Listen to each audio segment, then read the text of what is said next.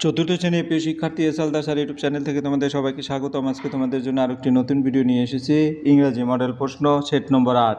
ইতিপূর্বে আমি আরও 7টি সেট আমার ইউটিউব চ্যানেলে দিয়ে দিয়েছি। আজকের সেট নম্বর হচ্ছে 8, 20 মার্কের একটি স্কুলের প্রশ্ন, বিশ্লেষণ সহ সম্পূর্ণ সমাধান দেখাবো। আর এই প্রশ্নটি রায় মার্টিন প্রশ্ন বিচিত্রার। হ্যাঁ, তো এখানে তোমাদের বলবো তোমরা পূর্বের যত রকমের ভিডিও আছে ওগুলি দেখে যদি এই প্রশ্নগুলি দেখো তাহলে তোমাদের কিন্তু 100% কমন বাদবেই।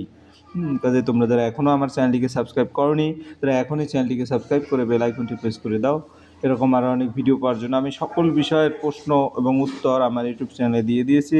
তোমরা আমার ইউটিউব চ্যানেলে গিয়ে দেখে আসতে পারবে। এখানে দেখতে পাচ্ছ যে এই প্রশ্নটি এসছে হলো পিচ্চভবনী সার্কেল এবং টাকি গভর্নমেন্ট হাই স্কুল, এই দুটো স্কুলে এই একই প্রশ্ন এসেছে। আমরা প্রথমেই এই প্রশ্নটির বাংলা মানে জানবো। বাংলা মানে যে, কারণ প্যাসেজটা ভালো করে বাংলা মানে জানলে তার প্রশ্ন উত্তর কিন্তু অনায়াসে উত্তর দেওয়া যায়।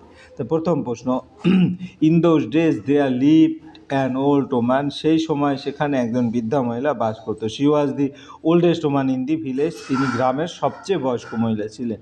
She lived in a little mud hut, তিনি একটি ছোট্ট কাঁচামাটির ঘরে থাকতেন।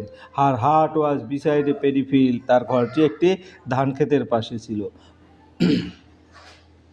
দেয়ার are coconut trees at a distance, কিছু দূরে নারকেল গাছ ছিল। She had very little work to do, তার করার মতো খুব কম কাজ ছিল। She had nowhere to go, তার কোথাও যাওয়ার জায়গা ছিল না। So all day long she cleaned her heart, তাই তিনি সারাদিন তার ঘর পরিষ্কার করতেন। এই ছিল বাংলা মানে। এখন যদি উত্তরগুলি লিখে দেই, answer the following question. What did the old woman life? হ্যাঁ, what did the old woman life? The old woman lived in a little mud hut beside a paddy field, বৃদ্ধ মহিলাটি ধান ক্ষেতের পাশে একটি ছোট্ট মাটির কুঁড়ে ঘরে থাকতেন। পরের প্রশ্ন, what did she do all day long? She cleaned her heart all day long, তিনি তার সারা দিন তার ঘর পরিষ্কার করতেন। তারপরে 2 নম্বরে, make a meaningful sentence with the following word. Beside, beside দিয়ে meaningful. The boy is sitting beside his mother, ছেলেটি তার মায়ের পাশে বসে আছে। এরপরে 3 নম্বর, fill in the blank with information from the passage. There are coconut trees at a distance, complete sentence. There are coconut trees at a distance, অর্থাৎ কিছু দূরে নারকেল গাছ ছিল। এরপরের প্রশ্ন, what was the thing that Google did not like? আমরা যদি দেখি তাহলে গুগল, প্রথম যে প্রশ্ন, what was the thing that Google did not like. হ্যাঁ, তাহলে আমরা কি দেখতে পাবো যে গুগল ডিড নট লাইক, হ্যাঁ, আমরা যদি Gogol did not like the food he was eating, হ্যাঁ, সে Gogol did not like the food he was eating. Clear? তাহলে এখানে এতটুকু উত্তর দেবে। তারপরের প্রশ্ন যদি, what did Lipi's buy from the fair? Fair থেকে কী কী কিনছিল সেটা আমরা দেখব। যে Lipi's father buys her doll at a huge balloon. She, এই যে দেখো, some colourful glass bangles her father even allows her to by, তাহলে সে কিন্তু চুরি কিনেছিল, তাই তো, কালারফুল চুরি, টু বাই কাচের চুরি। সাম কালারফুল গ্লাস বাংলিস, লিপি এনজয়। তাহলে আমরা লিপি ডাইরেক্টলি কিন্তু প্রশ্নটা লিপি কি কিনেছে, লিপির বাবা না। Gogol did not like the dish. হ্যাঁ, why did Lipi's buy from the fair? তাহলে Lipi bought a glass bangle from the fair, Lipi মেলা থেকে কাছের চুরি কিনেছিল। Why did Gogol come to Kolkata during the vacation? হ্যাঁ, তো Gogol come to Kolkata to spend his vacation with his uncle, আমরা এটাও কিন্তু এই লাইনে দেখেছি, ঠিক আছে। হি ভিজিটেড কলকাতার summer vacation with his cousin review, তাহলে Google wanted to spend his summer vacation with them, অর্থাৎ এখানেই কিন্তু তোমাদের বইতে উত্তর আছে, ঠিক আছে।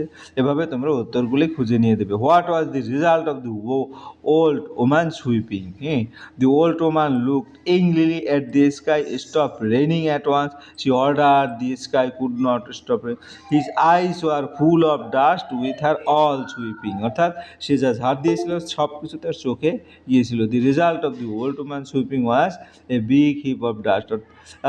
তাহলে আমরা সেভাবে উত্তর দেবো। Write the synonym of glowing, shining. সিনোনেমের মানে গ্লোয়িংয়ের বিপরীত হচ্ছে সিনোনেম হচ্ছে শাইনিং, উজ্জ্বল বা জলজল করা। Who is Lipi's classmate? Suja is Lipi's classmate. Suja হচ্ছে লিপির সহপাঠী। What did the sky do to avoid the dust? The sky jumped out of the old woman way to avoid the dust. এরপরে আমরা 3 নম্বর প্রশ্নে চলে যাব। Match the column following noun with their pronoun. Sanjay একটা ছেলের প্রোনাউন হয় হি। Fair মেলা, এটা একটা বস্তুবাচক, এই কারণে ইট। লিপি মেয়ে, এই কারণে সি। এবং রুবিনা, এটা হচ্ছে দে। আমরা একটু দেখি, এই যে দেখতে পাচ্ছি যে সঞ্জয় সে ছেলে, ফেয়ার এটি, এবং লিপি মেয়ে, এবং লিপি অ্যান্ড রুবিনা তারা। ঠিক আছে, হয়ে গেল। এরপরের প্রশ্ন হচ্ছে rearrange the following letter make meaningful word. এটা MUSMR, আর এটা হচ্ছে GBNELA। তা আমরা যদি দেখি, এটা হচ্ছে সামার অর্থাৎ গ্রীষ্মকাল। তারপরে বাংলি হচ্ছে চুরি, হয়ে গেল। রাইট সিনোনিম ডিলাইটেড আনন্দিত, হ্যাপি খুশি বা আনন্দিত। কুইট অর্থাৎ এটা শান্ত বা নীরব, সাইলেন্ট কিন্তু শান্ত বা নীরব। তাহলে আমরা পেয়ে গেলাম 5 নম্বর। Match the animal with their sound.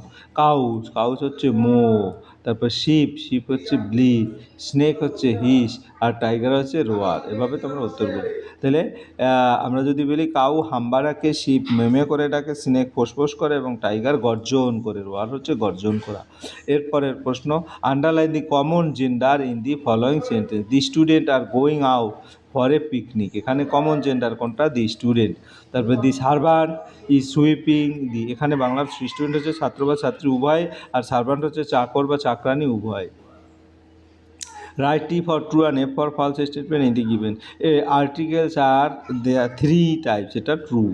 হ্যাঁ, a predicate always has an adverb। হ্যাঁ, আর্টিকেল আর অফ 3 টাইপস। ঠিক, আর্টিকেল 3টি নয় 2টি, এ অ্যান আর দি। তাহলে আমার এটা false. A predicate always has an adverb, এটা ফলস, কারণ প্রেডিকেট সবসময় অ্যাডভার্ব থাকে না। Preposition shows relation with other word, true.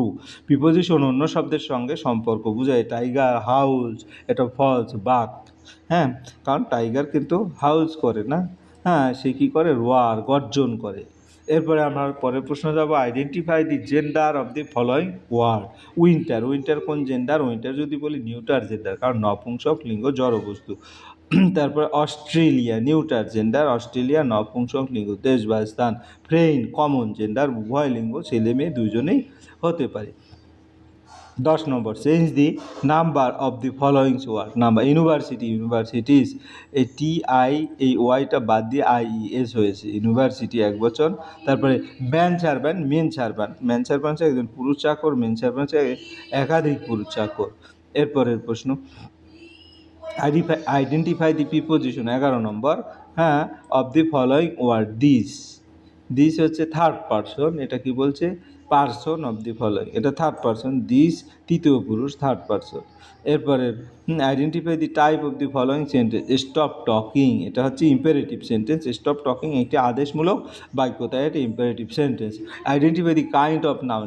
লাভ হচ্ছে অ্যাবস্ট্রাক্ট নাউন। 13 নম্বরে লাভ একটি অ্যাবস্ট্রাক্ট নাউন, কারণ এটি অনুভূতি বোঝায়। এই ছিল তোমাদের এই প্রশ্নের সামগ্রিক উত্তর। আশা করি ভিডিওটি মনোযোগ সহকারে দেখলে তোমরা ফুললি প্রশ্নের উত্তরে ক্লিয়ার বুঝতে পারবে। পরিশেষে বলবো, ভিডিওটি দেখার জন্য অসংখ্য ধন্যবাদ। ভিডিওটি ভালো লাগলে লাইক কমেন্ট শেয়ার করতে ভুলবে না। আজ এই পর্যন্তই, ধন্যবাদ সবাইকে।